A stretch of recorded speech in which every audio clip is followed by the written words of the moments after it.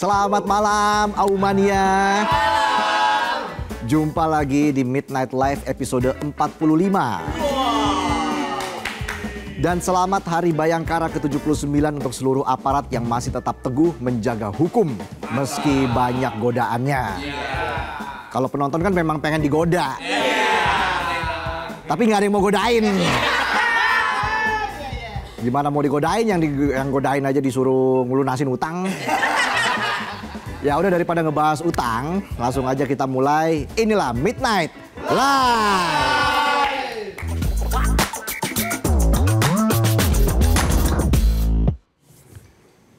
Oke, kita langsung ke berita pertama ya.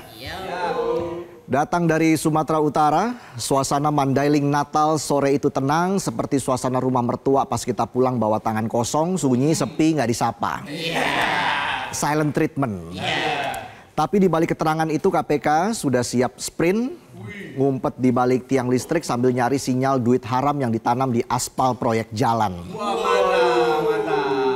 Jadi total nilai proyeknya 231,8 miliar rupiah yang katanya buat rakyat, tapi ternyata yang mulus bukan jalannya tapi praktek suapnya. Padahal kalau digarap jujur nggak pakai suap, proyek segitu bisa bikin jalanan di Sumut mulus. Semulus pantat bayi yang baru keluar dari spa.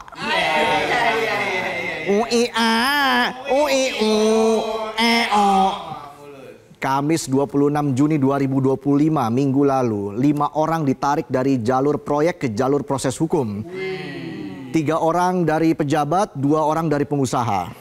Sebuah kombinasi ideal untuk kejahatan maksimal. Udah kayak tim futsal, tapi yang ini semuanya striker. Nggak ada yang mau jadi kiper, alhasil gawang anggaran bobol. Yang pertama ada Topan Obaja Ginting, Kepala Dinas PUPR Sumut. Baru juga dilantik, masih anget. Seragam dinasnya aja mungkin masih bau toko tuh. Tapi udah fitting seragam tahanan KPK. Semangat nyolongnya udah kayak bocah baru download Mobile Legend. Tapi langsung nekat solo rank. Auto lose strike, ngerengek, banting HP. Mah beliin HP baru lagi mah. Kemudian Rasuli Effendi Siregar, pejabat pembuat komitmen alias PPK. Tugasnya ngeluarin komitmen, tapi komitmennya bukan buat warga, tapi cuma buat nentuin berapa fee yang masuk ke kantongnya. Ya mirip-mirip janji manis mantan, manis di depan, nikung di belakang. Sisanya ada Helianto dari Satker PJN plus 2 pengusaha, Akhirun Effendi dan Raihan Dulasmi Pilang, yang nyari proyek bukan cuma pakai proposal, tapi diselipin amplop tebal dan kenalan ordal. Niatnya bisnis tapi lobinya mirip pesugihan. Ada tumbalnya, tumbal uang negara dan kesejahteraan rakyat. Modusnya klasik, saking klasiknya KPK udah bisa tebak dari aroma. Belum lihat barangnya udah kecium bau amplop basah. Aroma apa ini SpongeBob? Uang lebih terasa manis daripada madu. Uang 2 miliar rupiah disiapkan sebagai uang muka buat dapetin proyek. Nggak lewat lelang, nggak lewat e-katalog, tapi lewat bisikan. Ngobrol di kafe. Ikut kunjungan. Yang isinya lobi-lobi di sela makan siang. Ladalah. Dan dari 2 miliar itu 231 juta rupiah berhasil diamankan. Sisanya ya udah tahu saya, kok nanya saya. Tapi itu semua baru pemanasan. Karena ternyata mereka punya grand design alias desain besar. Bukan desain untuk bangun jalan, tapi desain cari jalan buat nyedot duit proyek. Jadi kata pelaksana tugas Deputi Penindakan dan Eksekusi KPK Asep Guntur Rahayu, rencananya 10-20% dari nilai proyek bakal disisihkan buat suap. Kalau diduitin ya kurang lebih sampai 46 miliar rupiah. Bayangin 46 miliar. Coba lo tarik tunai semua tuh di ATM. Siapa juga yang mau tarik tunai 46 miliar di ATM? Penonton udah penasaran aja caranya gimana. Jadi ada 2 paket proyek utama, Jalan Sipiongot Batas Labusel senilai 96 miliar rupiah dan Jalan Hutaim Baru Sipiongot senilai 61,8 miliar rupiah. Sisanya proyek-proyek dengan judul penanganan longsor, preservasi dan pemeliharaan. Padahal isinya sama, gasak anggaran. Dan beneran kayak tim futsal, mereka berlima ini sudah kerja keras atur strategi tipu-tipu biar kelihatan rapi. Jadi tendernya tuh dijarakin seminggu-seminggu biar kelihatan kayak natural. Padahal e-katalog sudah disiapin dari awal. Pemenang tender sudah ditentuin, yang lain cuma figuran. Kayak bawa gebetan ke rumah buat dikenalin ke ortu. Berharap ngobrol serius, sampai rumah malah ngobrolin dinosaurus. Kamu suka T-Rex atau Brontosaurus? Saya suka T-Rex pak, saya kan Ranger merah. Ternyata ortunya nggak serius dan sudah punya calon dari awal. Ya kalau bapak nggak suka sama saya oke. Saya kembali ke markas laporan ke Zordon. Jadi mereka itu ikut kunjungan lapangan, ikut duduk, ikut ngupi, ikut rombongan.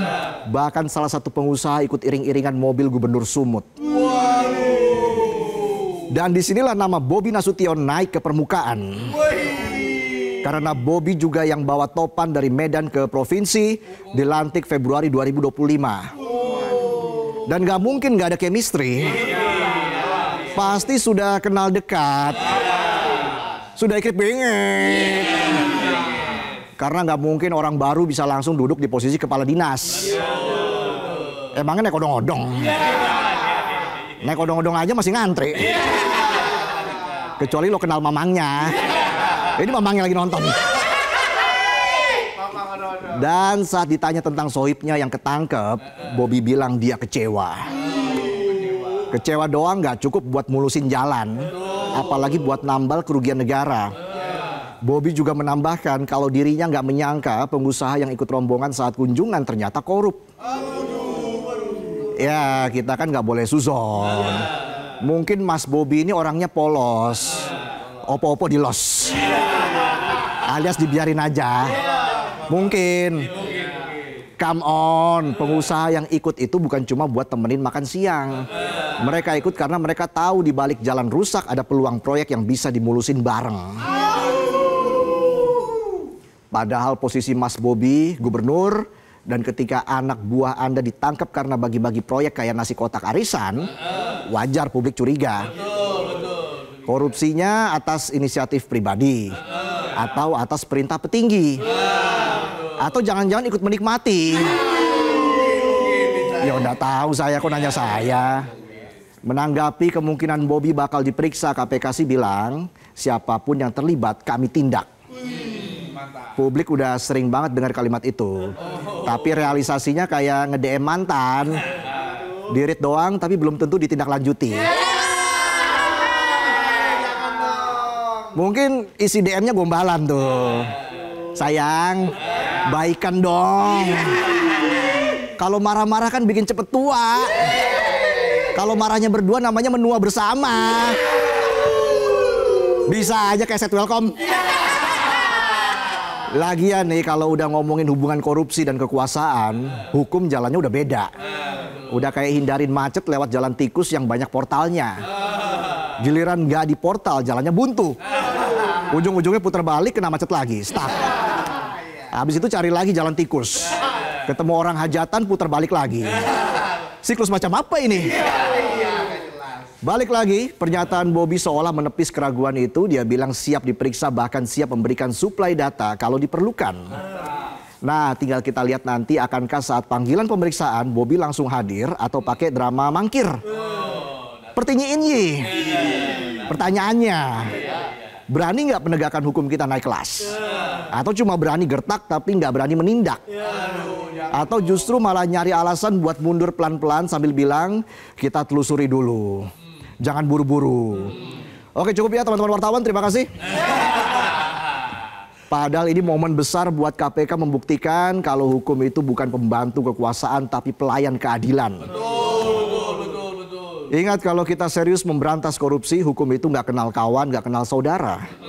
Hukum cuma kenal bukti dan fakta, salah atau benar, asli apa palsu.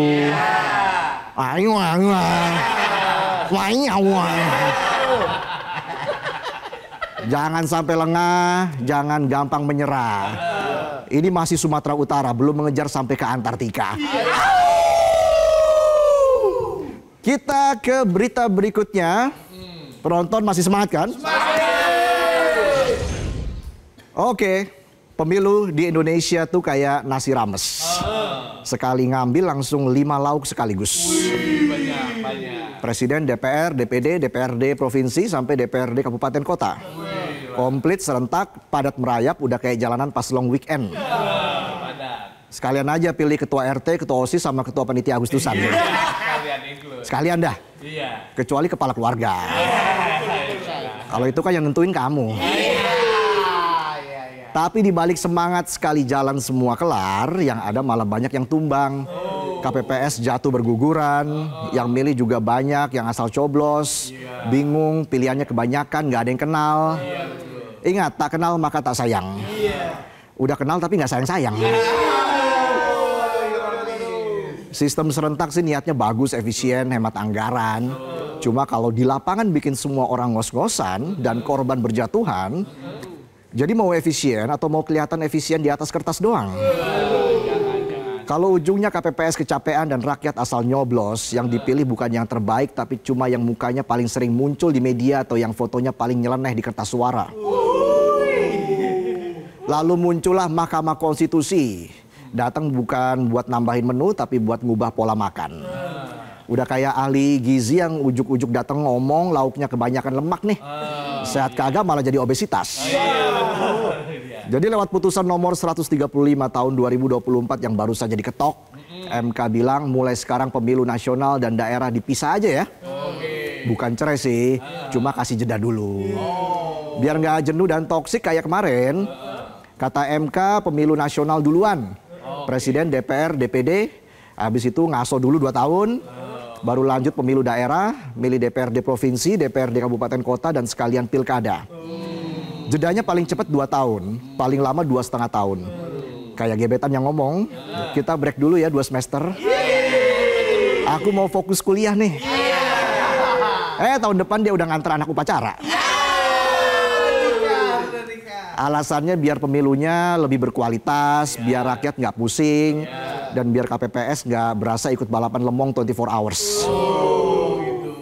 Karena pemilu serentak kemarin itu petugas KPPS sudah kayak pasukan elit, cuma bedanya nggak ada medali kehormatan. Tapi seperti biasa, di balik setiap putusan pasti ada perdebatan. Ada yang menggenggam, ada juga yang menadahnya. Cerita kita sulit dicerna. Lanjut lagi ya. Respon atas putusan MK itu salah satunya datang dari Partai Nasdem yang bilang MK itu tugasnya menjaga konstitusi, bukan ngoprek norma, bukan juga jadi editor undang-undang. Dan yang paling pedes nih, Nasdem bilang MK sedang melakukan pencurian kedaulatan rakyat. Katanya lagi putusan ini melanggar UUD 1945 dan inkonstitusional. Soalnya undang-undang bilang pemilu itu 5 tahunan. Kalau masa jabatan DPRD diperpanjang tanpa pemilu, itu sama aja kayak ngontrak bareng-bareng, ikut makan, ikut nonton Netflix, pakai mesin cuci tapi nggak ikut patungan bayar listrik. Nasdem juga merasa MK udah melangkahi batas karena model pemilu harusnya ditentukan sama DPR dan pemerintah. Tapi MK malah langsung ketok palu sendiri, nggak pakai rapat RT RW dulu. Ketua Komisi 2 DPR Rifki Nizami Karsayuda juga ikut bilang tahun 2019 MK masih bijak, cuma ngasih opsi model pemilu. Ya ibarat sales rumah subsidi. Mau yang WC-nya di dalam apa di luar, Pak? Tapi tahun ini MK udah langsung tunjuk. Yang ini aja yang WC-nya di luar ya. Yang lain jangan. Golkar juga ikut nyamber. Ahmad Irawan bilang putusan MK ini agak melenceng dari teks konstitusi. Katanya kalau mau ganti sistem ya sekalian ganti konstitusinya. Jangan lewat pintu belakang. Soalnya pintu belakang kan cuma boleh buat kurir online, kucing, sama selingkuhan aja ya. Selingkuhan bukannya udah dapat lewat pintu depan ya? Iya, tergantung. Oh, tergantung. Gimana penonton? Ya? Meski cara bicaranya beda-beda, intinya sama semua. Nggak terima tiba-tiba ada yang ngeganti susunan tanpa rembukan. Di sisi lain ada pendapat berbeda dari Titi Anggraini, pakar hukum pemilu dari UI yang datang kayak moderator tongkrongan pas debat, udah mulai panas, udah mulai angkat gelas. Kata Mbak Titi, santai aja, pasal 22E itu nggak pernah ngomong harus 1 hari. Yang penting 5 tahun sekali. Keserentakan itu cuma tafsir MK zaman dulu aja. Sekarang mau ditafsir ulang ya boleh aja. Namanya juga konstitusi. Bukan janji mantan waktu ulang tahun. Happy birthday sayang. Make a wish ya. Kita selamanya ya Beb. Kalau nggak selamanya seikhlasnya aja. Daripada ribut terus kayak grup keluarga yang debat milih warna korden, lebih baik semua pihak duduk bareng. DPR, KPU, Kemendagri, dan rakyat juga dilibatkan. Rakyat jangan cuma jadi penonton doang di luar pagar. Terus obrolin baik-baik transisi pemilu ini maunya kayak gimana. Bikin roadmap yang jelas. Ya jujur aja rakyat mah bingung. Ini penonton dari tadi saya ngoceh pelangap-pelongo aja kayaknya ya. Bingung. Bingung juga kan? Aho kosong. Setiap 5 tahun pemilu berubah sistem. Kayak anak sekolah ganti kurikulum tiap semester. Dulu serentak, sekarang pisah-pisah. Rakyat sudah kayak langganan warteg yang tiap minggu berubah menu. Minggu ini nasi uduk, minggu depan rawon, minggu depannya lagi wartegnya tutup. Soalnya kasbon terus yang makan. Ya penonton. Belum lagi 2 kali pemilu berarti 2 kali kampanye, 2 kali janji, 2 kali baliho, 2 kali debat, dan 2 kali sakit hati. Bisa jadi pas pemilu pertama rakyat capek mental karena pilihan gak ada yang srek. Pemilu kedua capek batin karena yang dipilih kok masih dia lagi. Cuma bajunya aja yang beda. Kemarin pakai baju striker, sekarang pakai baju kiper. Lengan panjang lagi. Udah kayak Onana. Pas pemilu nasional digempur janji manis lapangan kerja. 2 tahun lagi pas pemilu daerah digempur janji perbaikan jalan. Lama-lama rakyat jadi bingung. Ini caleg apa sales abate? Tahu nggak abate? Dan kalau nanti ada revisi undang-undang pemilu jangan sampai dilakukan secara tergesa-gesa. Rakyat udah cukup trauma sama undang-undang yang lahir kilat tapi tumbuh cacat. Kita butuh regulasi yang matang, bukan dadakan kayak tahu bulat. Dan terlepas dari polemik ini kita harus akui putusan MK bikin kita mikir ulang soal pemilu. Kalau selama ini kita ikut pemilu karena FOMO tapi nggak ngerti isinya, sekarang sistemnya dirombak dan kita harus makin melek bukan makin ngantuk. Ingat ya kalian nggak boleh stay tune sama politik, nggak boleh setelan cuek. Karena mau nggak mau isi dompet kita itu tergantung diskusi politik. Jangan sampai rakyat makin jauh dari politik dan bakal nyerahin semua keputusan penting ke orang yang lebih jago rebutan kursi daripada ngurus dapur rakyat. Dan jangan lupa pemilu yang baik bukan yang paling rame, tapi yang paling bener. Bener caranya, bener waktunya, bener hasilnya. Karena pemilu bukan cuma soal mencoblos, tapi soal menata masa depan. Dan kalau pemilu sekarang dipisah jadi 2 kali, bukan berarti otomatis memperbaiki demokrasi, tapi bisa juga menimbulkan komplikasi. Jangan sampai rakyat punya trust issue sama sistem pemilu, nanti bukannya nyoblos malah kejeblos. Dan pemilu itu pesta demokrasi dari rakyat, oleh rakyat, dan untuk rakyat.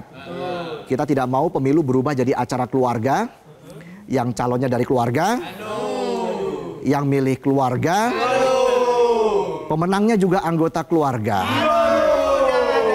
Dan yang dibela bukan kepentingan negara, tapi kepentingan keluarga. Bukan keluarga cemara ini, tapi keluarga cemana ini. Itulah sajian pembuka kita malam ini di Midnight Live. Usai jeda kita sebat dulu ya. Selasa baca komentar. Jadi jangan kemana-mana.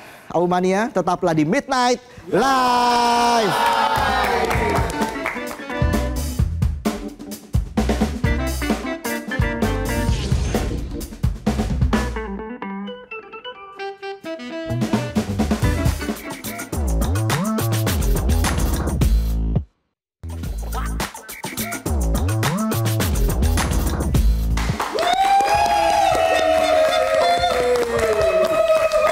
Kembali lagi di Midnight Live. Kenapa Tong? Tadi ngomongin proyek di segmen 1. Ada proyek nggak bagi dong? Tenang, banyak. Tapi Baca berita proyek. ini mah nggak ada duitnya. Kan udah kaya. Iya, thank you. Kan duit mertua. Oh, iya. Tuh lagi. Nanti lah kita sebat nih tiap hari Oke. Selasa kan. Langsung saja kita mulai Selasa baca komentar. Inilah Sebat.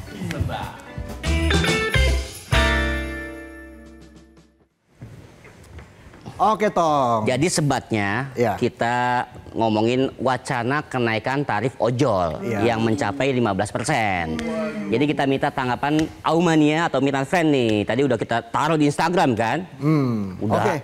puluhan komen. Bulan komen ya. Yuk, Semangat banget. Iya. Ini dia. harus cepet ini. Oke, dari @bagas_ramadan25. Tarif ojol naik 15%. Masa hubungan kita masih stuck 0%? Ojol aja ada progres, tapi hubungan kita cuma buffering. Aduh. Itu hubungan apa paket internet yang habis ya? Iya. Selanjutnya ada dari @faujan_islami. Semuanya aja naik. Yang turun mah cuma masak kurungan koruptor. Au.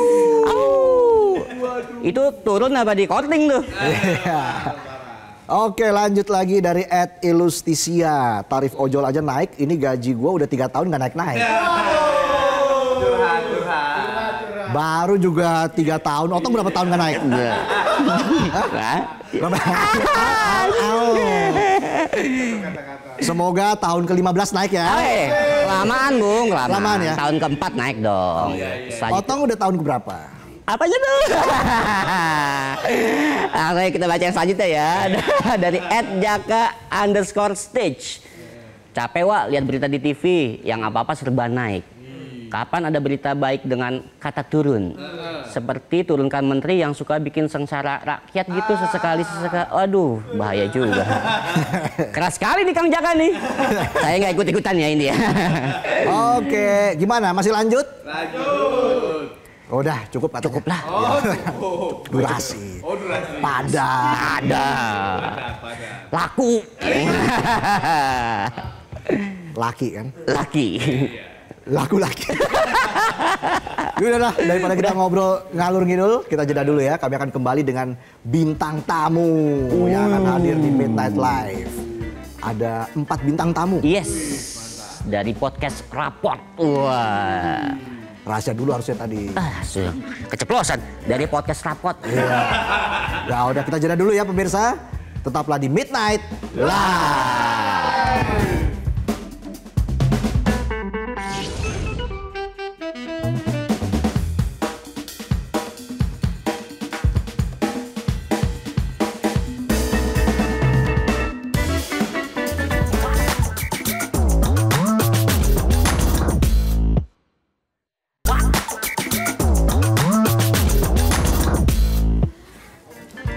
Oke, kita kasih tepuk tangan sekali lagi. Ada kembali lagi di Midnight Live. Aumania, mana suaranya? Kali ini kita sudah kedatangan Rapot. Abigail, Angka, Radini, Reza. Hai, diriku juga. Bedanya Z sama S doang loh. Iya. Saya pakai es, gulanya dipisah tapi. Yang penting dingin ya. Jadi kalian ini udah berteman sejak tahun 2008, 2007. Dari 1945. Dari kita kemerdekaan. Berjuang. Masih merdeka nggak sih kita? Baru awal loh. Banget tuh. Maksudnya financial freedom sih belum. Iya. Makanya kita cari-cari. Oh gitu. Lucu nggak lucu yang penting aman. Itu tagline kita di sini. Iya benar, yang penting aman aja lah. Iya, berteman sejak 2007-an 2008 ya. Artinya sudah mau 20 tahun. Itu gimana sih tipsnya menjaga persahabatan tetap kompak, tetap solid? Mungkin Angka bisa cerita nih. Wah, kalau menjaga biar tetap gini aja itu kayak banyak banget yang udah kita laluin bareng-bareng juga sih ya. Jadi semua rasa tuh ya kita hadepin dan kita rasain bareng-bareng sih. Berantem gitu. baikan, berantem baikan. Pokoknya ujungnya harus ada baikannya. Tapi tetap solid, tetap bersatu itu gimana? Solid. Iya. Dan baru nyoba-nyoba ini loh penyanyi. Iya. Tapi suaranya penyiar banget ya. Waduh. Saya baru pertama kali dengar penyiar radio langsung loh. Ngomong gimana kalau siaran radio, coba angka. Wah, gimana ya? Masih inget gak? Dia dialognya juga udah. Ini gitu ya. Wah Udah gimana gitu ya, udah kayak penyiar banget gitu. Selamat malam semuanya Almania, apa kabar? Gitu. Deg-degan juga ya. Di sini perkumpulan orang waras ya. Kita seneng banget nih kalau waras-waras connection gini satu. Ini perkumpulan orang lembur. Lembur nggak dibayar. Dibayar yang bulanan tapi ya. Pembayaran tapi bulanan. Nasi box pada nggak? Nasi box? Nggak dapet juga nasi box. Orang pada bawa ini minum sendiri ya. Ya ampun. Tadi cemilan abis narsum mana? Udah. Ya, Reza, gimana Reza melihat pertemanan kalian yang semakin solid kayaknya sekarang nih? Ya, karena sama-sama orgil sih. Kayak kalian semua di sini kan. Wow. Jadi menghadapi semua dengan ketawa yang sama itu juga jadi salah satu resep sih. Maksudnya dalam pertemanan kan juga pasti ada dinamika baru ya makin kita dewasa. Tapi senangnya kita balik lagi ke objektif kenapa adanya rapot yang orang mungkin taunya langsung wah gila podcaster terus kayak oh alhamdulillah didengar banyak orang gitu. Tapi awalnya ada rapot ini pun kan juga supaya kita tuh tetap bisa ngumpul. Karena tadinya kan kita emang kerja di radio, walaupun beda radio, tapi awalnya bareng. Wah pokoknya long story short kita satu radio, resign, terus Abigail bilang, gimana kalau kita buat podcast supaya seenggaknya kita seminggu sekali tuh bisa ketemu. Sebenarnya kan awalnya dari situ, supaya kita bisa ketemu aja. Oke. Cuman ternyata makin kesini, alhamdulillah makin banyak kesempatan yang nemplok di kita. Dan akhirnya dia juga jadi salah satu cara kita mengais rezeki. Gitu. Jadi resignnya pun bareng ya? Nah, kebetulan nyusul-nyusulan ya. Iya. Oke. Nyamber. Untung lo nggak resign. Saya Resa aja. Karir lagi nanjak, jangan resign. Jangan. Amin. Jadi resign, bestie gue resign juga gitu ya? Gitu atau gimana? Ngikut ya. Ngikut ya. Nular ternyata ya. Nular lagi. Nggak nyangka juga resign tuh nular. Tapi kalau Abigail mungkin bisa menggambarkan Reza tuh sosoknya seperti apa di dalam podcast ini? Dia itu sumber ide juga sih. Sumber ide. Oke, jadi idenya dari Reza nih semua? Mungkin karena pekerjaan saya sebelumnya tuh juga produser radio. Jadi emang terbiasa tiap harinya tuh kan mesti buat ide-ide baru gitu. Tapi yang senangnya adalah kita tuh berempat juga mengelau masing-masing punya ide apa. Terus nanti palingan gue breakdown lagi supaya ini nih yang tepatnya, ini yang kita ada di tengah-tengahnya gitu. Mastermind-nya nih kayaknya. Mastermind. Lebih ke menjadi kepala rumah tangga ya. Memiliki istri 3 ya. Iya. Waduh. Radini kayaknya lebih pendiam ya.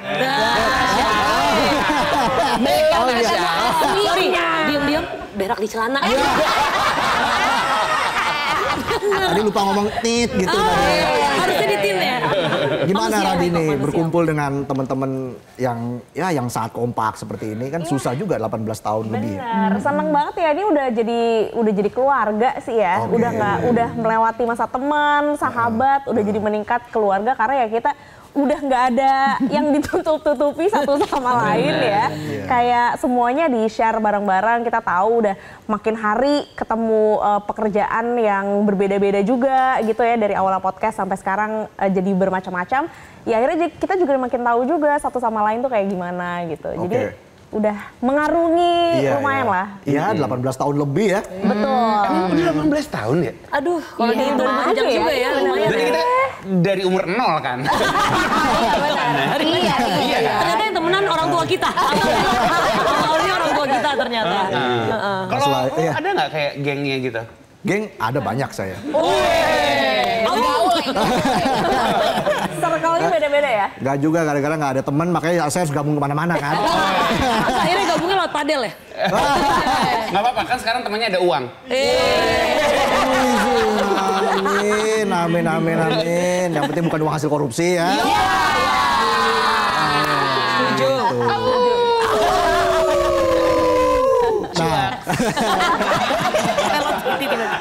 Nah, kalau bikin konten podcast itu langsung spontan atau ada...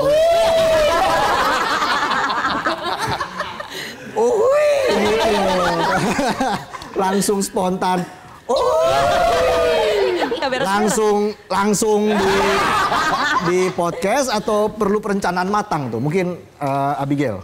Oh, nah kadang-kadang kita bisa spontan juga. Oke. Tapi memang kadang-kadang ide tuh munculnya nggak tahu kapan aja bisa gitu ya. Jadi kita punya satu tempat penampungan di grup WhatsApp yang isinya tuh sumber inspirasi kita. Misalnya kita lagi kepikiran apa, kita catat dulu aja di situ buat dibaca bareng-bareng.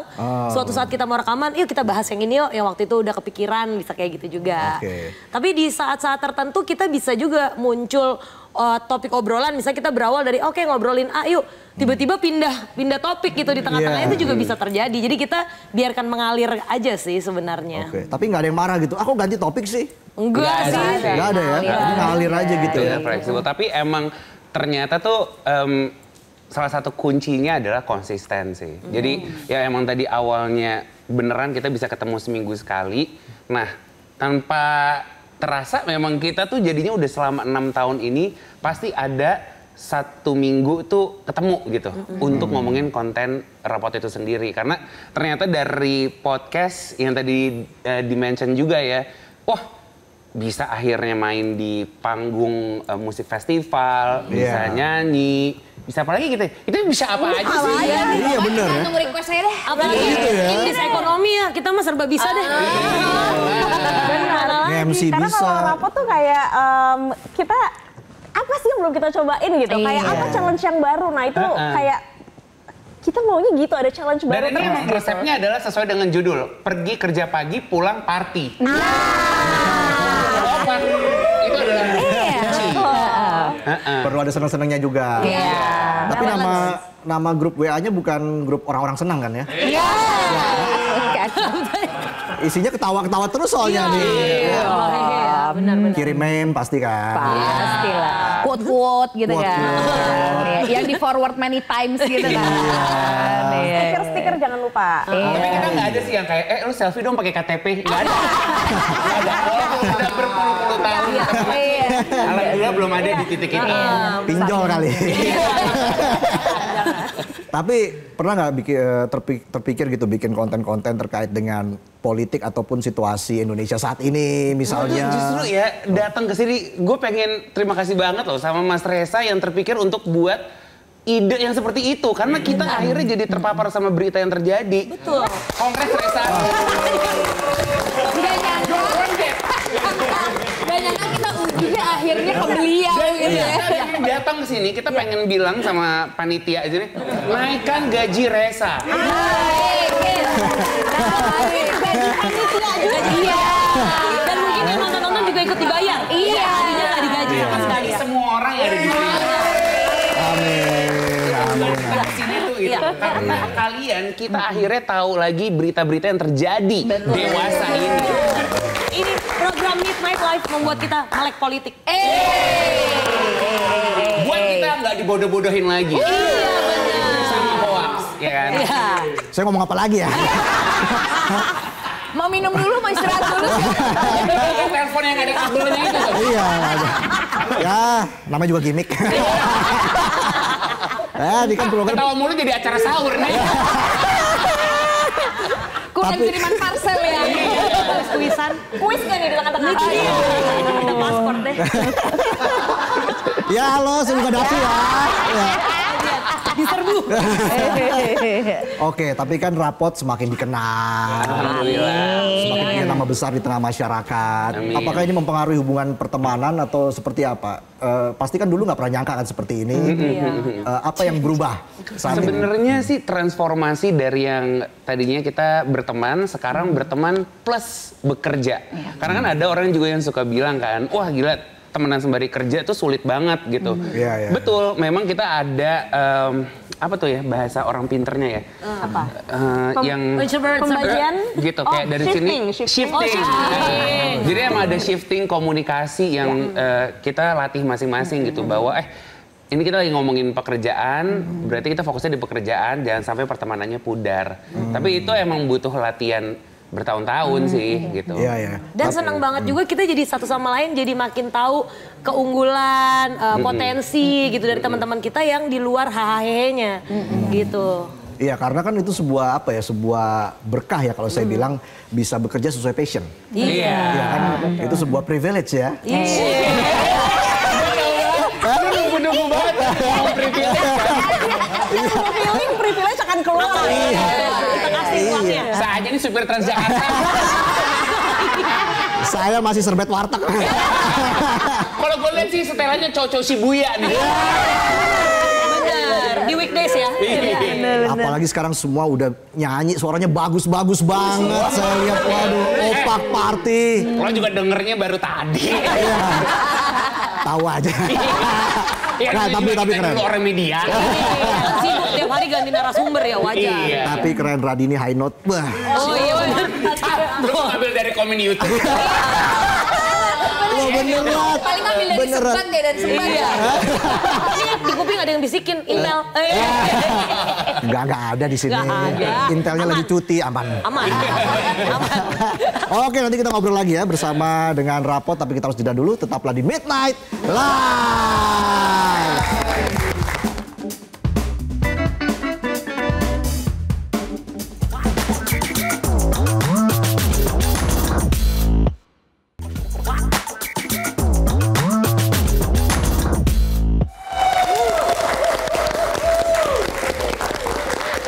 Kembali lagi di Midnight Live. Auman ya, mana suaranya?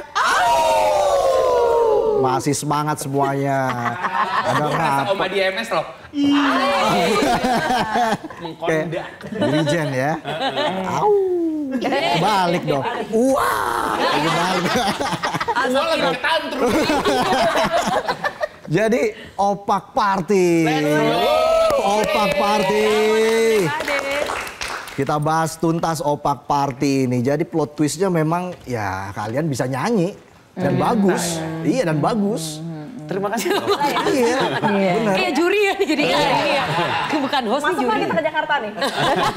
Dapat golden ticket nggak nih? Saya sih yes ya. Malah nggak nolak.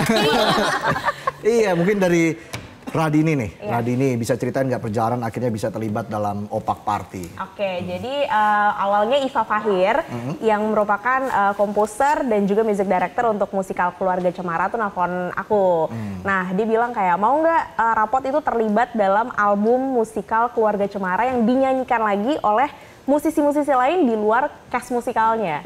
Nah, tentu ya sebelum bilang iya, tapi dalam hati kan harus nanya dulu ya ke yang lainnya pada mau nggak nih ada project baru untuk Rapot di luar medium podcast, ini udah jauh banget ya. Nah, tapi sebenarnya dalam hati udah tahu nih anak-anak pasti bakal bilang iya. Karena itu dia, kita suka challenge banget. Jadi kayak oke, tapi tetap pas nanya langsung pada ya let's go lah gitu. Jadi nggak ada perdebatan panjang. Kita mau atau enggak? Oh nggak ada. Ya langsung mau. Iya gitu ya. Jujur. Mure. Tapi emang pede ya pas ditawarin itu.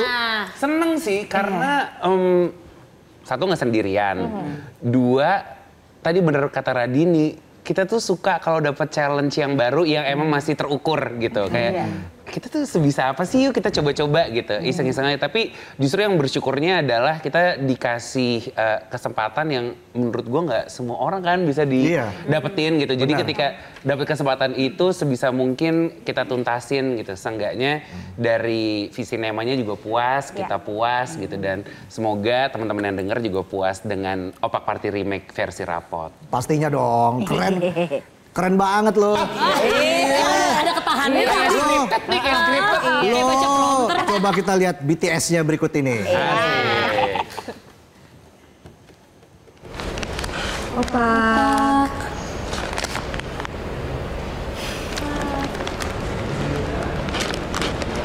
Opak. This is Opak Party, let's go everybody. This is Opak Party, let's go everybody. This is Opak Party, let's go everybody. This is Opak Party, let's go everybody. Orangnya banyak dan crispy, barbecue chili.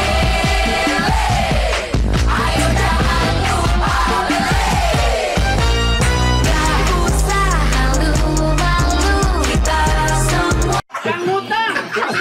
Bantu please cari cuan. Iya. This is Opa Party, let's go everybody. This is Opa Party, let's go everybody. This is Opa Party, let's go everybody. This is Opa Party, let's go everybody. Ya asik, otaknya renyah dan crispy. Berbergizi.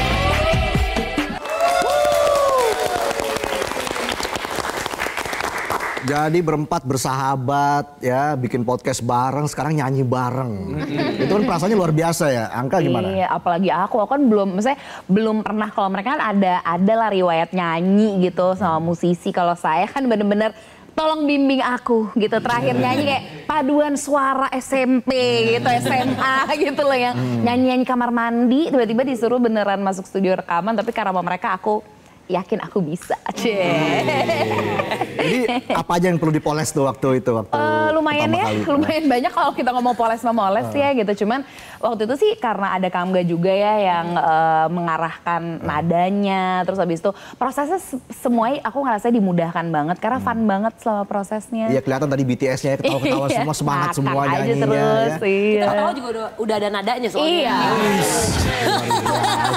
Kita ketawa aja pecah suara. Hacep suara. Hai. Gimana Abigail? Apa yang bikin lo ngerasa pede banget bisa terlibat di sini? Nah, dibilang pede banget juga enggak, tapi percaya bahwa kayak selama ini tuh kita tuh selalu saling ngisi sih. Jadi ada kayak tadi aku bilang soal potensi gitu ya, ada yang mungkin unggulnya jadi moderator, tapi kita pas lagi kerja bareng, kita jadi ikut, loh kok jadi nyular nih kebiasaannya gitu. Begitupun dengan nyanyi ternyata gitu, ketika mungkin kita udah dijadiin satu, ternyata kepercayaan dirinya muncul, kemampuannya juga ikutan keluar, dan makanya terima kasih banget sama yang udah percaya dan ngelihat potensi itu bahkan yang kita nggak sadari mungkin sebelumnya. Betul-betul ya, itu kan buah dari sebuah konsistensi yang menunjukkan sebuah kualitas ya.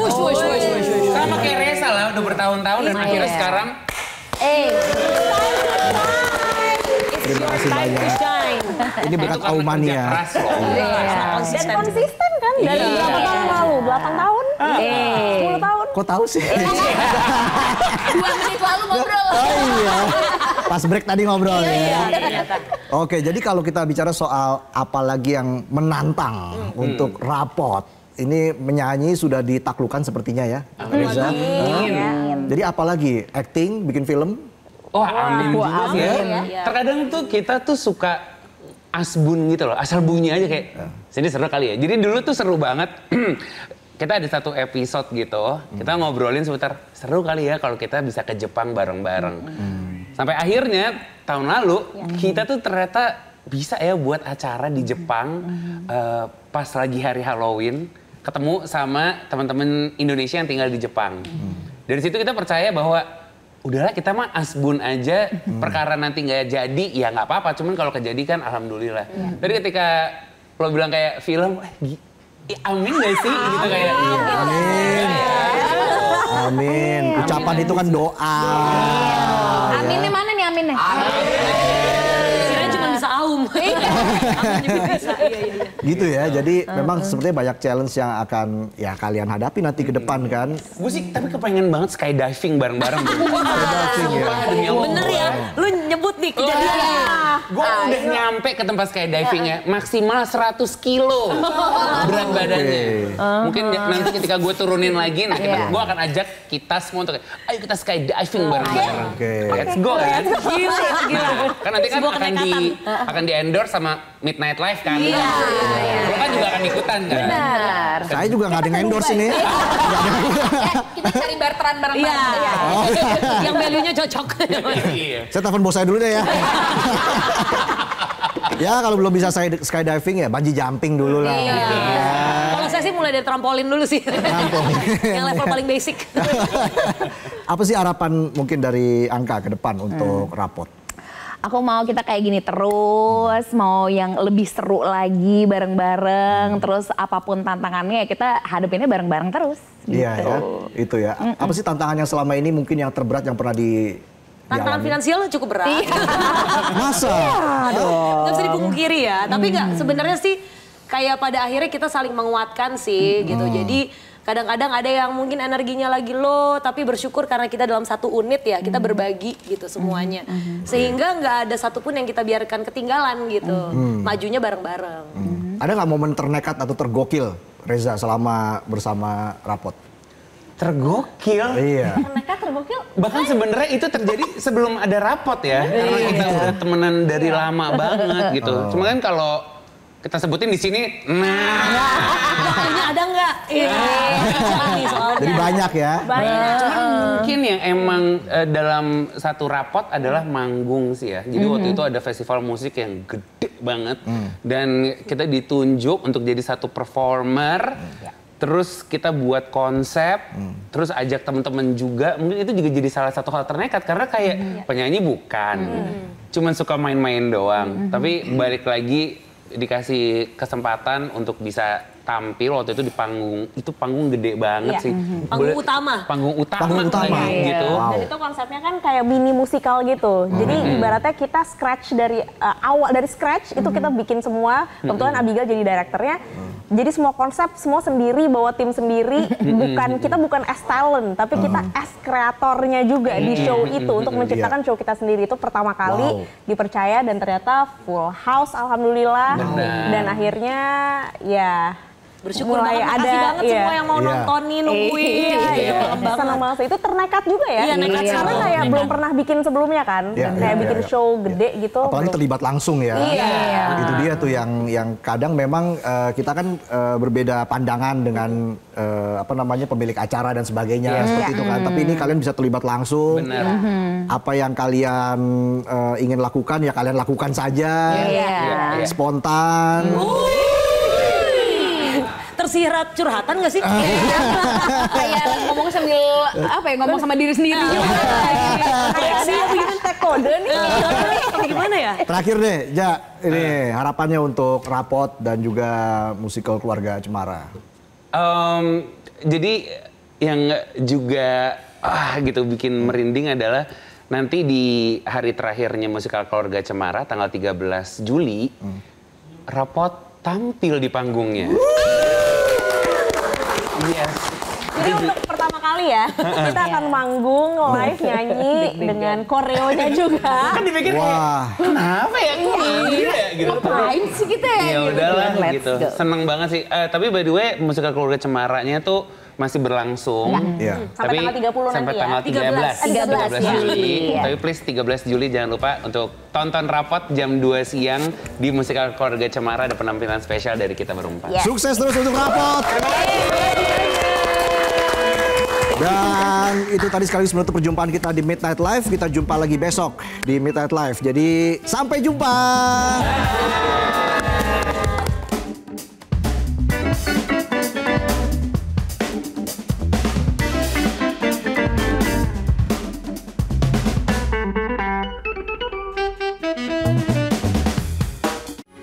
Metro TV. Jelajahi cara baru mendapatkan informasi. Download Metro TV Extend sekarang.